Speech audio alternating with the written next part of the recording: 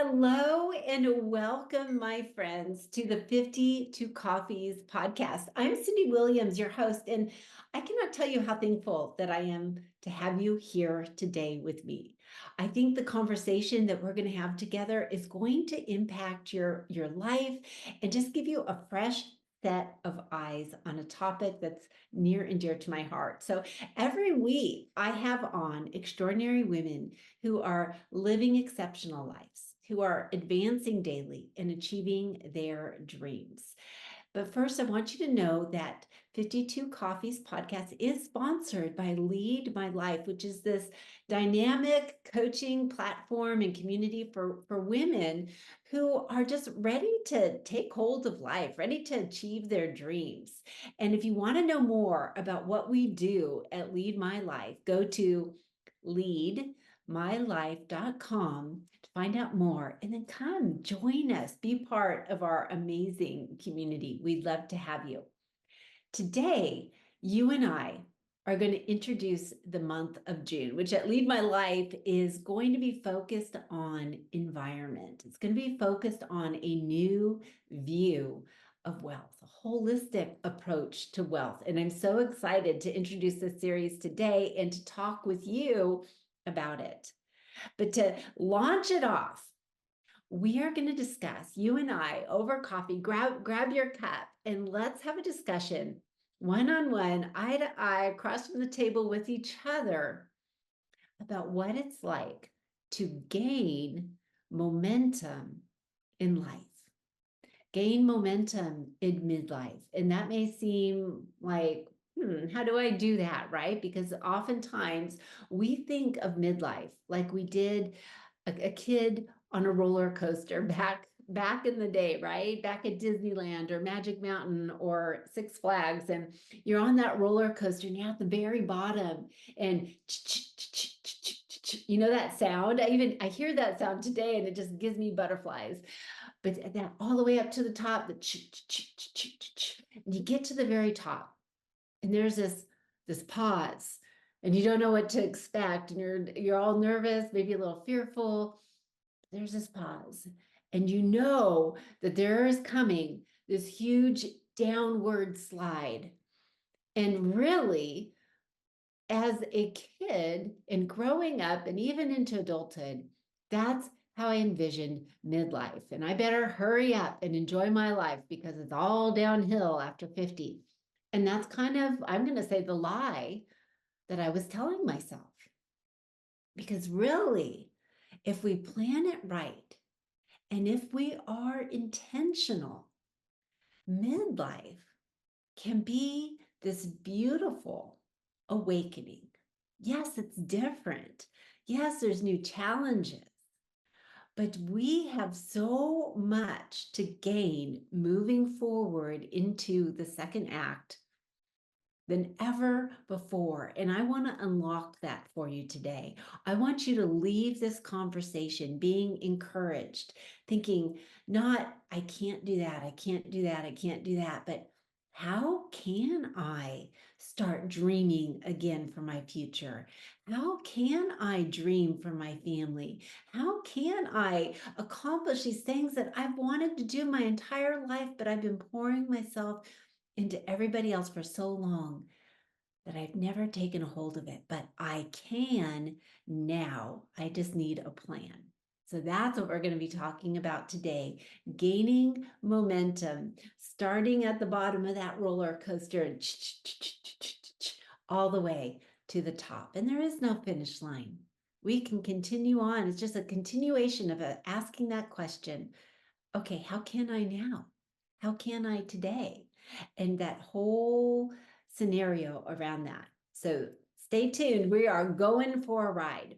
Well, when I was researching for talking about this and what we are doing in Lead My Life in the month of June, setting environment and really thinking about wealth, I feel like there's a whole new discussion being formed around the concept of wealth that has a whole lot more to do with our whole life approach than it does with just money. And it got me thinking, got me researching different things. And one of the things that I was looking at was this holistic approach to wealth. And I was tapping away, Googling that, researching that, and all I could find on holistic wealth was for the ultra rich, those families that had, the family offices, and that they wanted to incorporate, more health into their wealth, and they wanted to incorporate all these other things into their wealth management strategies than just money and the accumulation of money. And then I was doing research. Okay, well, what is wealth? And if you look at Webster's dictionary, it's the accumulation of possessions. It's the, abundance of money. And that whole definition right there. And I'm like, okay, that doesn't sit right with me. And then I was listening to Ed Milet, and he interviewed Robin Sharma and The Wealth Money Can't Buy. And this book just came out in 2024, and I've started reading it. And I'm like, yes, that is what I'm talking about. That is the kind of wealth that we are looking for in midlife, in this second half, because ladies, we have lived our lives. We have a whole vast array of stories and experiences and traumas and hard and joys and triumphs, all of those mixed up in our first maybe 4 or 5 decades of life. And we're not ready to shut it off and just do the downhill slide. In fact, there's a book out years ago by Stephen Covey that life lived in crescendo. Do you know what a crescendo is? I had to take piano lessons forever when I was little, and I never really did anything with it because I didn't apply myself. But one thing I remember is that crescendo and the decrescendo. Crescendo is, you start off really quietly, and then it gets louder, and there's more vitality and more energy and more life into it as it gets louder and louder and louder. Living life in crescendo. And my friends, that's where we are right now. And you may have all kinds of reasons to tell me to throw back at me, all kinds of excuses of why that cannot be. But today we're going to dispel those, because underneath our pile of excuses is a mound of potential. And that's what we want to seize hold of. Okay, are you ready? Are you ready to come along with me on this ride? So I have 4 cogs of wealth that I want to talk about today. And that's wealth of health, wealth of relationship, wealth of time, and of course, wealth of finances, because we do not want to discount money. I want to see money as a tool.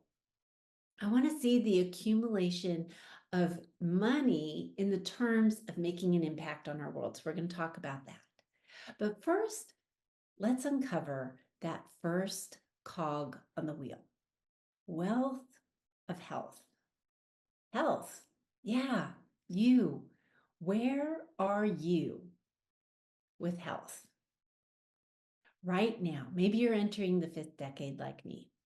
And before we even launch into this topic, I want to come clean with you. I want to tell you something so that you're not looking at me like, oh, she doesn't even know what I'm going through. She doesn't even know the health problems that I have, and just tune me out and fold your arms and, turn this off. I know what health problems are. I do. When we first got married, we had 7 years of infertility. When the kids were born and they were infants and toddlers, I got out of bed one morning and I fell to my knees. And I had to crawl to the bathroom, which launched 7 years of a really dreadful autoimmune disease, several different ones that I had to fight my way out of. I did. I had to change my lifestyle. I had to change what I was eating. I had to change my diet. I've always been super active, but I had to, even though I was in intense pain from the top of my head to the bottom of my feet, I had to walk every day. And then I could run, and then I could cycle, and fought my way out of it. So I understand that. And I had a long season after that where, we were able to do half Ironmans and run marathons and hike mountain peaks. And then just in the last year, we had a series of traumatic family events that threw me back into autoimmune disease land. And I want to tell you right here, and I've been speaking about this publicly, is I got really sick again and I lost my hair this last year at age 55. I wasn't planning for that to happen. But the thing that was different this time around, and this is why I want to talk about wealth of health, is that, yeah, the autoimmune diseases came back because of the extreme stress, emotional stress that was going on in my life. And I'm working through that. But I was stronger this time. This time, I knew what to do. This time, I knew what foods I needed to eat, what I needed to pull back on. I knew how to get back into the system of my whole food eating. I knew how to surround myself with accountability partners in an inner circle of support. So when I talk to you right now about wealth of health, I want you to know that wherever you are standing today or sitting, I'm there for you. I understand to the most component that I can. I understand. But the thing is, and this is the picture that I keep in front of me all the time, is that who do I want to be for my future grandkids? I do. That's my motivation. That's my momentum for health. Who do I want to be? Do I want to be sitting in a lazy boy inside the house? My grandbabies are saying, come play with me outside, and I can't because I'm so arthritic that my rheumatoid arthritis has taken over and twisted me up so much that I cannot get up because I'm in so much pain? Do I want to be to the point where I've gained so much weight and I'm so obese that I'm uncomfortable in my own skin. I'm uncomfortable in my clothes. I'm not able to do the things that I want to do because of the choices that I've made in my life when it comes to health. That's what I think about when I think about momentum in health. And the answer for me was no. No. I want my grandkids, I want my kids to be able to come to me and say, "Hey, grandma, let's go hike that mountain peak. Let's go. Can we do a 5K together?" And be able to do it. I've seen 70, 80-year-old women run half Ironmans alongside of me and pass me. So I know it is possible. So I want to ask you right now, where are you with your health? Do you want to be wealthy in health? Sometimes in life, maybe you've worked a corporate job. Maybe you've been a small business owner. That was us. And you've worked and worked and worked yourself. You've put in the hours, you've put in the hard work. But when you did that, you may have been able to accumulate wealth, maybe or maybe not, but you sacrificed your health. You sacrificed the relationships in your family. You sacrificed time and the enjoyment of it, being able to sit out on the back patio with your family and just have deep, wonderful conversations.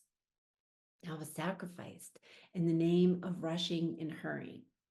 So, what taking hold of midlife and taking a hold of your health and gaining momentum looks like now after 50 is first just making a decision, putting a stake in the ground. Maybe you were like me. I had 25 to 30 pounds that I needed to lose at that time, about in 2017.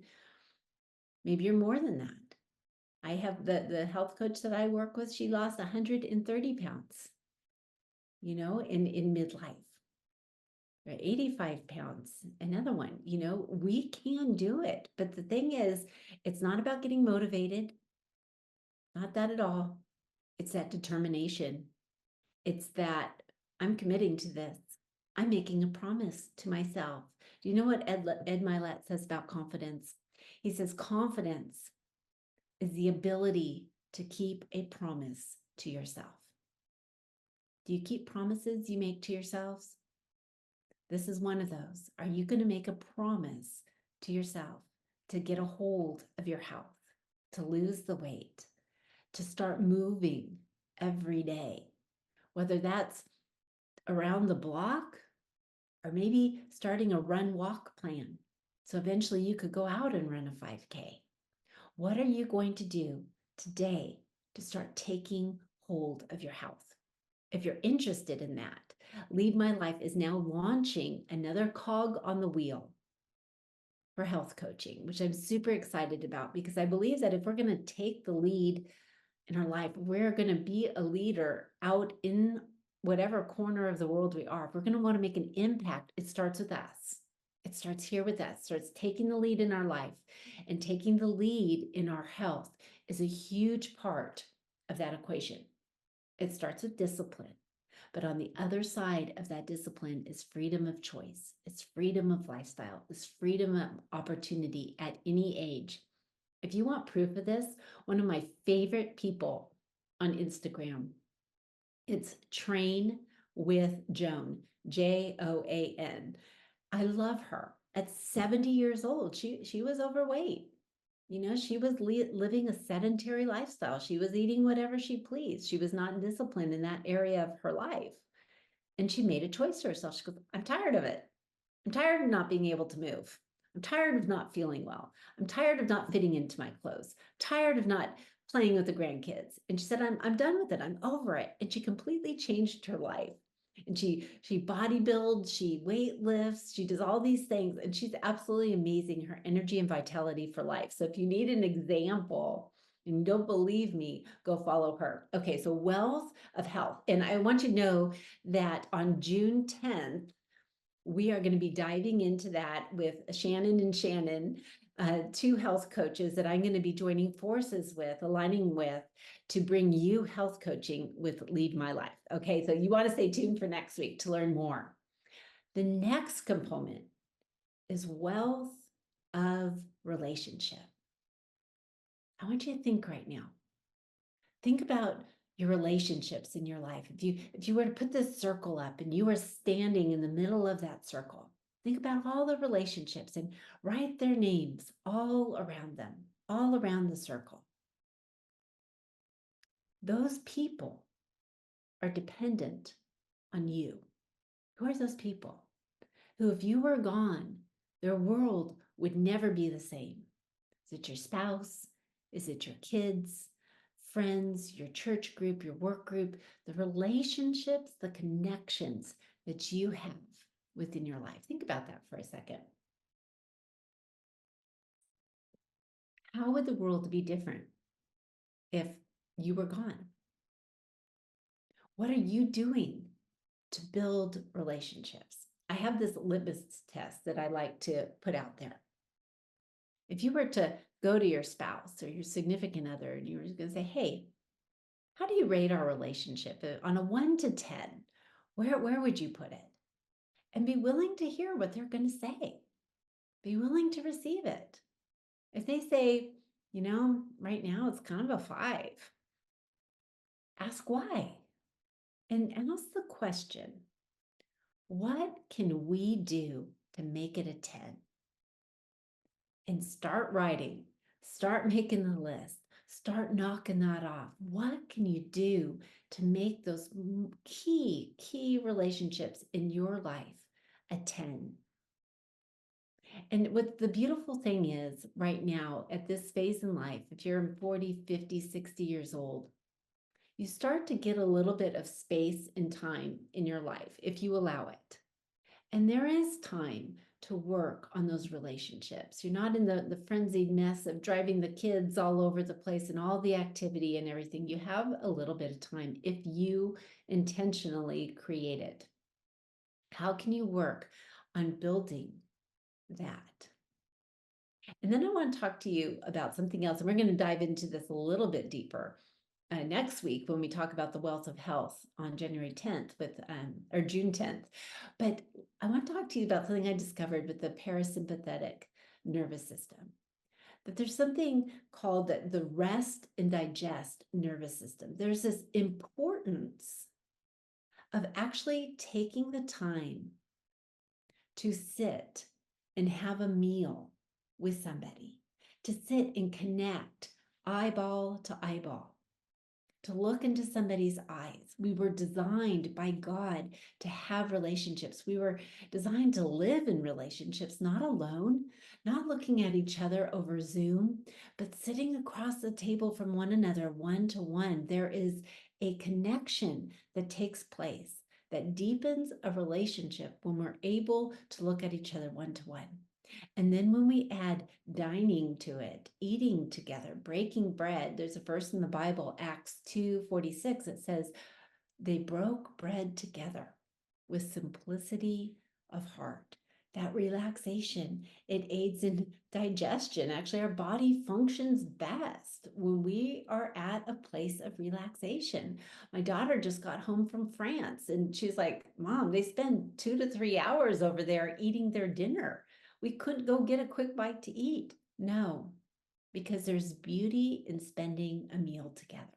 So what if gaining momentum in midlife, gaining momentum in your relationships meant chalking out some time every week to breaking bread together, to taking a moment, having Sunday dinner together, gathering your family, gathering your friends, gathering whoever your inner circle is around the table, sitting back and breaking bread together. I think that'd be a beautiful relationship builder. That would be a step number one. That's how we build momentum in midlife. That's how we take all of our stories and experiences and who we are as a person and pour them into the relationships. Ladies, let's make an impact. Let's not just leave an impression on this world. We don't want to just leave an impression. Let's here today and gone tomorrow. Let's make an impact. And that starts by working deeply on our relationships and gaining momentum there. All right, so that's wealth of relationship. And we are going to be diving into that on June 17th, as I have my husband Todd on, and we are going to be discussing that in detail, how we are gaining momentum in our marriage, our 33-year-old marriage, and having fun with that and starting to dream together again. So that will be super fun. So that's coming up in June. Next, I want to talk about wealth of health, or I'm sorry, wealth of time. Wealth of time. And that's like the third cog on the wheel. So an interesting thing I feel happens after you turn 50 or, after the kids leave the nest is there's a shift in time because our time was filled, our calendar was filled with all of their activities. So now there's a space, there's a gap, there's okay, what do I do now with this point? So I'm going to introduce something to you, and I call it standing in the gap. All right, so now you have this gap of time that maybe you didn't have before. And how are you going to fill it? Well, I feel like all of us have a gap, and we can think of gap as a void, which it is, but our gap is an acronym, and it stands for God appointed purpose. What is your God appointed purpose now? What are you called to do? What are you passionate about? I told you a little brief story of my stories, my experiences. What if I used the fact that I had 7 years of infertility, that I had 7 years of autoimmune disease, and all the different struggles and triumphs and things that I had in my life, and now I'm using my gap to help women who are feeling empty and broken right here, standing at the edge, not knowing how to get to the other side. That's my God appointed purpose. That's how I want to fill this time that God's given me. That's how I'm gaining momentum in midlife. That's a wealth of time. How am I going to spend those days? Lord, please let me not just sit by the sidelines of my life and watch that time tick by. How might I stand in that gap in my God appointed purpose? That is gaining momentum. That is wealth of time. I want you to think about that because I believe we all have one. I believe that God, there's a leader with inside each of us just waiting to be built and come developed and come out and make an impact on your corner of the world. That is your gap. That is your God appointed purpose. That's how you are to spend this time. Don't squander it. Don't squander it. And you may be, well, you don't understand, I've got these health problems. I'm taking care of aging parents. I've got this going on. I've got all these things. I've got all the things. We all do. What's your priority? Show me your schedule and I'll show you your priorities. Have you heard that said before? What's on your schedule? What are you going to put in there? How are you going to be efficient with time so you can be effective for relationships? So we're going to dive into that towards the end of June when we talk about wealth of time. So those are a few things to think about. And the fourth cog of the wheel is wealth of finances. Wealth of finances. Where are you? Where do you stand right now with money? I think after we've lived, 4 or 5 decades, we have some different beliefs about money, and not all of them are good. I had some serious money blocks in my mind, just limiting beliefs. Like I would always say, I can't. Kids, we can't afford that. We can't do that. We can't. Always, that was my attitude towards money. It was an attitude of scarcity. And I always felt like, okay, we weren't doing enough. And we were working. We were small business owners, but that business owned us, not the other way around. And we had to flip it. We had to change our attitude about money. We had to change our attitude about finances. And one of the biggest mind-blowing things was reading, well, first, just listening to a podcast, Bigger Pockets with Brandon Turner, and he had on Richard Kiyosaki. And Richard Kiyosaki wrote the book, Rich Dad, Poor Dad. And I remember listening to that podcast. Our 18-year-old son at the time said, hey, Mom, you got to listen to this. So I listened to it. And the biggest impact from that whole thing was changing our mindset from I can't afford it, I can't do that, I can't, scarcity, to how can I? How can I? How can we take that question and apply it to our finances? How can I? Wouldn't that simple tweak, that mind shift tweak, totally change how you do things? Because we're all capable, no matter where you are on this scale. We're all capable of thinking and dreaming and creating and doing, and capable of earning more, of capable of making our money work for us, of investing in the right way, of thinking outside the box. Stop saying I can't with your money and start saying, how can I, even at this age?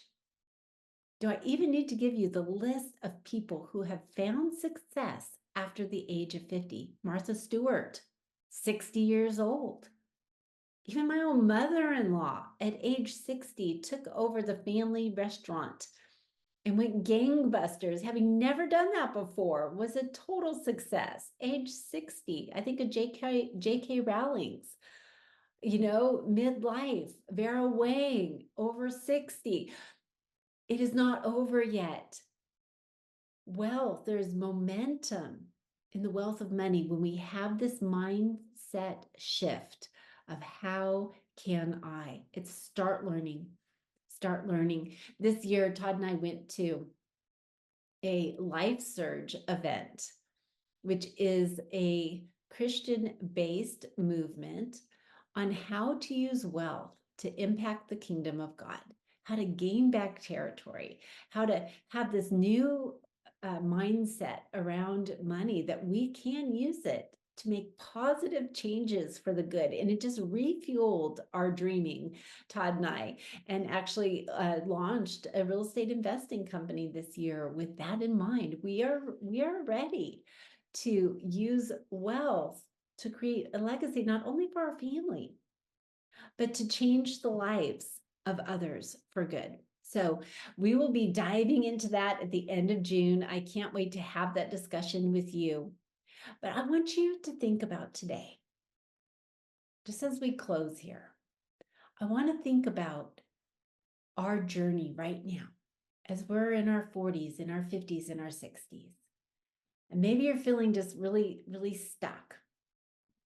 And you don't know how to put the next foot forward. You don't know what that looks like. And you've been thinking about this time as, yeah, it's all downhill from here, right?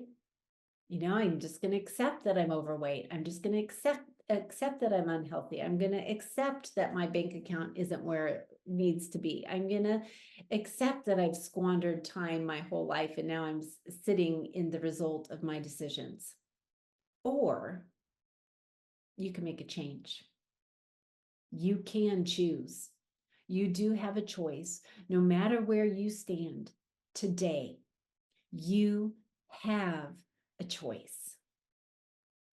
You can either choose to do hard and move forward in life and start making progress, or you can choose the other hard, which I feel is even harder, of doing nothing and just watching your life slip by and living in that regret of I should have done that. I should have done that. I could have. Starting today, a year from now, you can look back and go, wow, look at what my life is because of the choices that you made today. I am living my life in momentum. And it's a beautiful, beautiful thing. How can you have a new vision of wealth that encompasses your whole person? I want to help you on that journey. If you enjoyed what you were listening today, subscribe, go check out leadmylife.com. We would love to have you on board. We are a community of women who desire to have connection, who want to receive coaching because we want to move forward in life. And we're ready for change. We're teachable. We want to change. We want to grow. And so it's a beautiful coaching platform, and I'd love for you to be a part of it. So stay tuned for the month of June as we do our wealth series and talk about gaining momentum in life. Okay, take care, my friends. We'll talk to you next Monday. Bye.